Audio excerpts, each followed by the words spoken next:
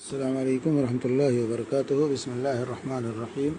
الحمد للہ رب العالمین، الصلاۃ والسلام علی خاتم الانبیاء والمرسلین وعلی آلہ وصحبہ اجمعین، اما بعد۔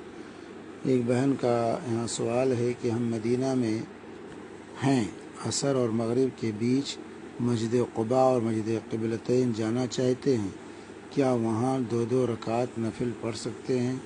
کیا یہ سب جائز ہے؟ کیا عورتوں کو شہدائے احد جانا چاہیے کیونکہ وہ قبرستان ہے؟ عورتیں کیسے جائیں؟ مدینہ میں جو ان جگہوں کی زیارت کرے تو کیا عمل کرے؟ دیکھیے، اس سلسلے میں واضح ہونا چاہیے، جہاں پہلا سوال آپ کا ہے کہ عصر اور مغرب کے درمیان اگر مسجد قباء جاتے ہیں یا مسجد قبلتین جاتے ہیں تو کیا وہاں تحیۃ المسجد 2 رکعت نفل پڑھ سکتے ہیں؟ تو دیکھیں، تحیۃ المسجد کی نیت سے آپ 2 رکعت جب بھی مسجد میں داخل ہوں اس وقت آپ کو پڑھنا، کیونکہ تحیۃ المسجد کے لیے کوئی وقت مقرر نہیں۔ جب بھی مسجد میں داخل ہوں اس وقت تحیۃ المسجد پڑھنا ہے۔ اذا دخل احدکم المسجد فلا یجلس حتی یرکع رکعتین، جب بھی تم میں سے کوئی شخص مسجد میں داخل ہو تو اس وقت تک نہ بیٹھے جب تک کہ 2 رکعت تحیۃ المسجد نہ پڑھ لے۔ تو 2 رکعت اس کے لیے کوئی وقت ممنوع نہیں، جب بھی سببی نمازیں جتنی ہیں اس میں راجح قول صحیح بات یہ ہے کہ اس کے لیے کوئی ممنوع وقت نہیں ہے، جب بھی آپ وہ سبب پایا جائے گا وہ نماز پڑھی جائے گی۔ ہاں، مطلق نوافل کے لیے ممنوع اوقات جو ہیں وہ مطلق نوافل کے لیے ہیں، سببی نمازوں کے لیے نہیں، جیسے تحیۃ الوضو ہے، تحیۃ المسجد ہے، قضا نماز ہے، تو ان کے لیے کوئی ممنوع وقت نہیں ہے۔ جب وہ سبب پایا گیا اس نماز کو اس وقت اس سبب کے پیش نظر پڑھیں گے۔ اسی لیے سے بخاری مسلم کی روایت ہے کہ جب ایک صحابی مسجد میں داخل ہوئے، آپ خطبہ دے رہے تھے، خطبے کے دوران جمعہ کے خطبہ سننا واجب ہے، اس دوران ایک صحابی داخل ہوئے تو اللہ کے حبیب صلی اللہ اور بیٹھ گئے، تو آپ نے کہا حل صلیت، کیا تم نے تحیۃ المسجد پڑھ لی ہے؟ انہوں نے کہا نہیں۔ کہا قم فصلی، کھڑے ہو پڑھ لو پھر بیٹھو۔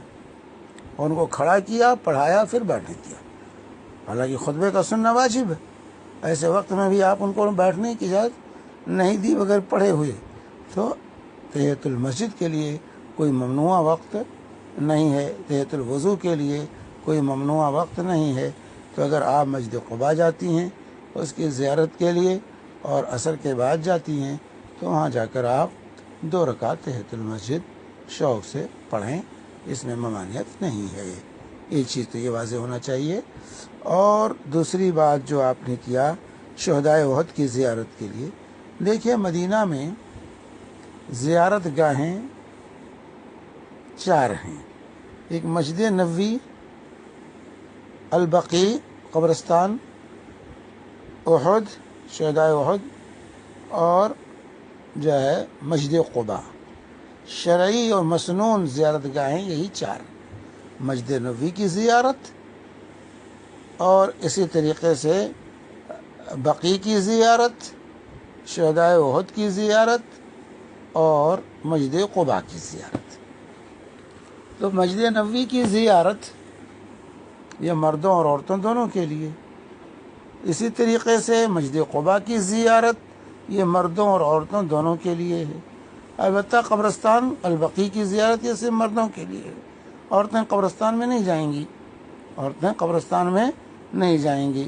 یہی شہدائے احد، شہداء کا جو مقبرہ ہے وہاں عورتیں نہیں جائیں گی، لیکن احد کا منظر دیکھنے کے لیے شہداء کی نیت سے، ان کی زیارت کی نیت سے وہاں نہیں جائیں، اور نہ وہاں جائیں جو ہے، لیکن اس منظر کو دیکھنے کے لیے اگر کوئی تاریخی حیثیت سے کوئی خاتون جانا چاہتی ہے احد پہاڑی کا منظر دیکھنے تو وہ جا سکتی ہے، وہاں جا سکتی ہے، وہاں جانا منع نہیں ہے، لیکن وہ شہدائے احد کی زیارت کی نیت سے، قبرستان کی زیارت کی نیت سے وہاں نہ جائے، بلکہ وہ احد کا منظر دیکھنے جائے تاکہ وہ جنگ احد کا ایک نقشہ اس کے سامنے آ جائے، تو اس میں کوئی حرج نہیں ہے۔ لیکن شہدائے احد کی قبرستان جو ہے وہاں پہ اس کی زیارت کی نیت سے وہاں نہ جائے، کیونکہ خواتین کے لیے قبرستان کی زیارت یہ ممنوع ہے، اور خواتین کے لیے قبرستان کی زیارت یہ ممنوع ہے۔ تو یہ واضح ہے، یہ 4 زیارت گاہیں ہیں، یہ 4 زیارت گاہیں ہیں، اس کے علاوہ کوئی مسنون زیارت گاہ نہیں ہے۔